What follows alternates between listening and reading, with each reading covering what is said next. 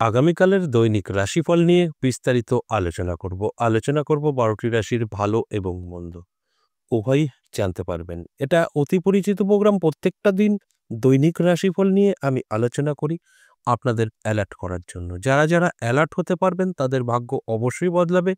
যারা যারা time pass মনে করে দেখবেন তাদের কিন্তু কোনো পরিবর্তন আসবে না, যে কথাটা আমি প্রত্যেকটা দিন কিন্তু বলি। তাহলে আসুন আগামীকাল দিন সম্পর্কে বিস্তারিত আলোচনা করি। আগামীকাল 19শে ফেব্রুয়ারি বুধবার, সপ্তমী তিথি, সাথী নক্ষত্র, বৃদ্ধি যোগ ও জন্মরাশি তুলা। আসুন 12টি রাশি সম্পর্কে বিস্তারিত আলোচনা করি। আমি প্রত্যেকটা দিন একটা কথাই বলি আপনাদের উদ্দেশ্যে, যে আপনারা যদি এই আলোচনা শুনে সঠিকভাবে চলতে পারেন, ভাগ্যের পরিবর্তন ঘটবে। কারণ এই আলোচনাটা করার উদ্দেশ্য একটাই, আপনাদেরকে অ্যালার্ট করা।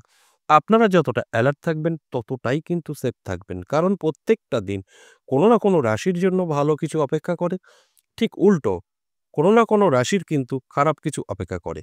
তাই আপনারা যদি জানতে পারেন আগে থেকে যে আপনার খারাপ কিছু ঘটতে চলেছে, তাহলে সেটাকে আটকাতে পারবেন। আর যদি জানতে পারেন যে ভালো কিছু ঘটতে চলেছে, তাহলে কিন্তু সেটা দ্রুতগতিতে আপনার জীবনে অ্যাপ্লাই করতে পারবেন। সেখানে কিন্তু আপনাদেরই বেনিফিট আসবে। যে কারণে আমি প্রত্যেকটা দিন এই আলোচনা করি, জাস্ট আপনাদের কিন্তু অ্যালার্ট করার জন্য। অবশ্যই সঙ্গে থাকুন, সবটাই আমি আলোচনা করব, বোঝানোর চেষ্টা করব। তার আগে আমার সাথে কিভাবে যোগাযোগ করবেন সেই বিষয়টা একটু বলে নিই। আমার সাথে আপনারা দুভাবে যোগাযোগ করতে পারবেন, অফলাইন এবং অনলাইন। যদি মনে হয় সরাসরি আসতে চাইছেন, তাহলে নদিয়া, বীরনগর এবং তারাপীঠ পেয়ে যাবেন।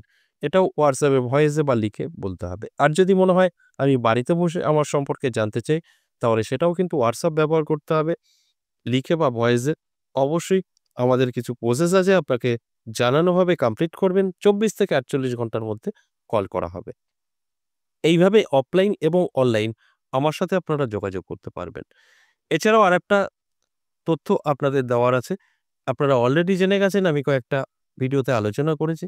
আর অনেকেই জানেন যারা আমার চ্যানেল ফলো করেন, বা আ আমি যাদেরকে আমার ফ্যামিলি মেম্বার বলে মানে মেনে থাকি, তাদের কেন মানি আমার ফ্যামিলি মেম্বার, তারা আমার প্রোগ্রামটা কন্টিনিউ দেখে এবং প্রত্যেকটা অনুষ্ঠান যখন দেখে তখন সব আমার আলোচনা তারা শোনে।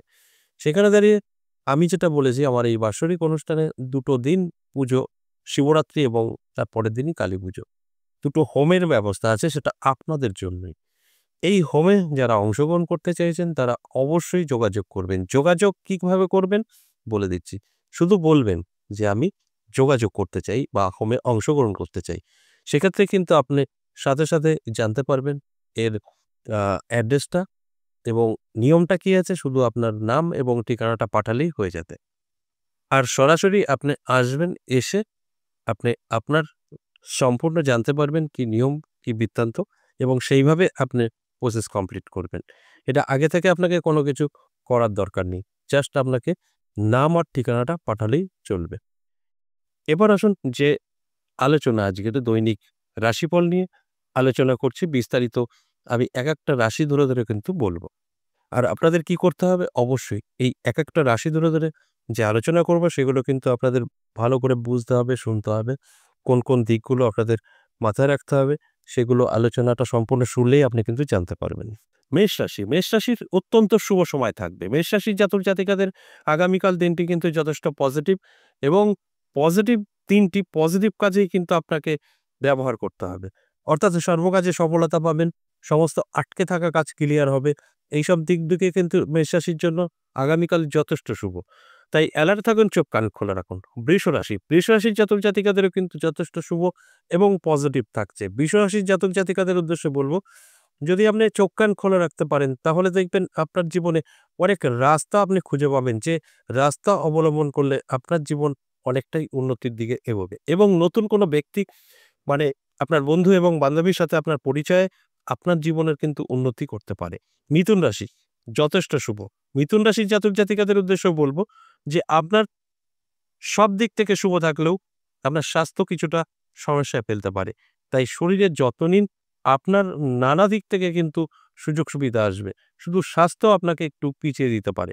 তাই অ্যালার্ট থাকলে এটা কিন্তু আপনি আটকাতে পারবেন এবং আগামীকাল দিনটি কিন্তু খুব সুন্দরভাবে কাটাতে পারবেন। আপনার জন্য যথেষ্ট পজিটিভ এবং শুভ হতে পারে।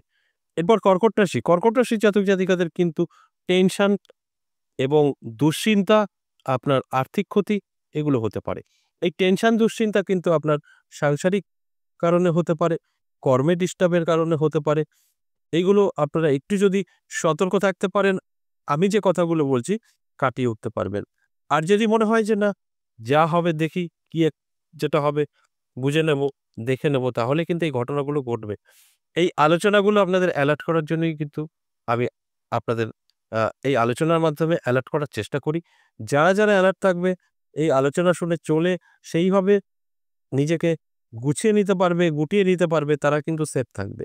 সিংহ রাশির জাতক-জাতিকাদের উদ্দেশ্যেও বলব যে আপনারও কিন্তু সময়টা খুব একটা ভালো যাবে না। আপনার মাথা গরমের কারণে কিন্তু আপনার ক্ষতির সম্ভাবনা। তাই মাথা ঠান্ডা রাখুন। সেটা হতে পারে বাড়ির ক্ষেত্রে, হতে পারে ব্যবসা ক্ষেত্রে, হতে পারে অন্যান্য জায়গায়। মাথা গরমটা অত্যাধিক হয়ে যেতে পারে, যার ফলে আপনি কিন্তু অনেক ক্ষতির মুখে পড়তে পারেন। তাই আপনাদেরও সতর্ক করার দায়িত্ব মনে করে আমি কিন্তু এই আলোচনাটা করছি। আপনারা যদি এই আলোচনা শোনার পরে একটু সতর্ক থাকতে পারেন, তাহলে অনেকটাই ভালো থাকবেন। কোন রকম নেগেটিভিটি কিছু আপনার ছুঁতেও পারবে না। না জানলে, এই আলোচনাটা শুনলে হয়তো আপনার ডিস্টার্ব হতে পারে। কারণ আপনি তো সেইভাবে সচেতন থাকবেন না, আর এই ঘটনাগুলো ঘটবে। যখন আপনি জানতে পারবেন যে এরকম ঘটনা আমার সঙ্গে ঘটতে পারে, সচেতন হবেন, সেই জায়গায় কিন্তু অনেকটাই সেফ থাকবেন। এরপর কন্যা রাশি। কন্যা রাশির জাতক-জাতিকাদেরও কিন্তু সময়টা খুব একটা ভালো যাবে না। নানা দিক থেকে কিন্তু সমস্যায় পড়তে পারেন। তাই কন্যা রাশির জাতক-জাতিকাদের উদ্দেশ্যেও বলব, চোখ কান খোলা রাখুন, অ্যালার্ট থাকুন। মানুষ কম বিশ্বাস করুন, বিশ্বাস করলেই কিন্তু আপনার ক্ষতি হতে পারে আগামীকাল। এবং আর্থিক দিক থেকেও কিন্তু আপনার একটু পিছিয়ে যেতে পারেন। কারণ আর্থিক ক্ষতির সম্মুখীন হতে পারেন। সেটা যেকোনোভাবে হতে পারে। তাই অ্যালার্ট থাকুন, ভালো থাকুন, সুস্থ থাকুন। এরপর তুলা রাশি। তুলা রাশির জাতক-জাতিকাদের কিন্তু যথেষ্ট শুভ থাকছে, পজিটিভ থাকছে। তুলা রাশির জাতক-জাতিকাদের অবশ্যই প্রাপ্তিযোগ তৈরি হয়েছে। নানাভাবে কিন্তু অর্থ হাতে এসে ধরা দেবে। তাই এটা অবশ্যই পজিটিভ। তাই পজিটিভ ভাবেই আগামীকাল দিনটি কাটানোর চেষ্টা করুন। আপনার জন্য অনেকটাই ভালো কিছু নিয়ে অপেক্ষা করছে। বৃশ্চিক রাশির ক্ষেত্রে বলব, সতর্ক থাকুন। বৃশ্চিক রাশির আর্থিক দিক থেকে পিছিয়ে পড়ার সম্ভাবনা আছে এবং উটকো ঝামেলায় জড়িয়ে যেতে পারেন। তাই আর্থিক দিক থেকে এবং উটকো ঝামেলা, এটা থেকে এড়িয়ে আসতে হলে আপনাকে সতর্ক থাকতে হবে এবং অ্যালার্ট থাকতে হবে। তবেই দেখবেন আমি যে কথাটা বলছি আপনারা কিন্তু এর থেকে বেরিয়ে আসতে পারবেন, যদি ঠিকঠাক মতো আমার কথাগুলো শুনে চলতে পারেন। এরপর চলে আসুন ধনু রাশি। ধনু রাশির জাতক-জাতিকাদের কিন্তু যথেষ্ট শুভ থাকবে, পজিটিভ থাকবে। ধনু রাশির জাতক-জাতিকাদের কিন্তু প্রাপ্তিযোগ তৈরি হয়েছে। সেক্ষেত্রে দাঁড়িয়ে আপনার ভাগ্যের চাকা ঘুরবে, এটাই স্বাভাবিক। তাই অ্যালার্ট করার জন্যই আমার এই আলোচনা। অ্যালার্ট থাকুন, ভালো থাকুন, সুস্থ থাকুন। তা না হলে কিন্তু আপনার ভালো সময় তো অবশ্যই আছে। সেটা কিন্তু আপনার জীবনে কিছু পরিবর্তন আনতে পারবে না, যদি আপনার ইচ্ছা বা আপনার যদি কোনো চেষ্টা না থাকে। তাই আমার আলোচনা আপনাদের অ্যালার্ট করা। এরপর চলে আসেন মকর রাশি। মকর রাশির জাতক-জাতিকাদের যথেষ্ট শুভ সময় থাকবে। আটকে থাকা কাজ ক্লিয়ার হবে, সম্পর্ক বৃদ্ধি পাবে। এগুলো কিন্তু আপনি উপলব্ধি করতে পারবেন। আর আমার উদ্দেশ্য আপনাদেরকে অ্যালার্ট করা। তাই অ্যালার্ট থাকুন, ভালোভাবে আগামীকাল দিনটি ব্যবহার করুন। সব দিক থেকে কিন্তু আপনার শুভ আর শুভই হতে পারে। এরপর কুম্ভ রাশি। কুম্ভ রাশির জাতক-জাতিকাদেরও কিন্তু যথেষ্ট শুভ থাকছে, পজিটিভ থাকছে। কুম্ভ রাশির জাতক-জাতিকাদের উদ্দেশ্যে বলব, চোখ কান খোলা রাখুন, অ্যালার্ট থাকুন। আপনার জীবনেও কিন্তু সুযোগ সুবিধা আসবে এবং নানাভাবে আর্থিক উন্নতিও কিন্তু হতে পারে। সর্বশেষ মীন রাশি। মীন রাশির জাতক-জাতিকাদের উদ্দেশ্যে বলব যে আপনার কিন্তু ভাগ্যের চাকা ঘুরে যেতে পারে, কারণ প্রাপ্তিযোগ তৈরি হয়েছে। অর্থ আপনার হাতে এসে ধরা দিতে পারে। নানাভাবে আর্থিক উন্নতি হতে পারে। অবশ্যই আপনি যদি অ্যালার্ট থাকেন তো। দেখুন, এই যে আলোচনা আগামীকাল ১২ টি রাশিকে নিয়ে করলাম, এটা কিন্তু সম্পূর্ণ এভারেজ এবং সর্বজনীন। এখানে কারোর ব্যক্তিগত জন্মছক বা হস্তরেখা বিচার বিশ্লেষণ করে আলোচনা করা হয়নি। তাই আপনাদের অ্যালার্ট থাকাটা অবশ্যই জরুরি। যদি সব ঠিকঠাক থাকে, আমার প্রত্যেকটা কথা মিলিয়ে নিতে পারবেন।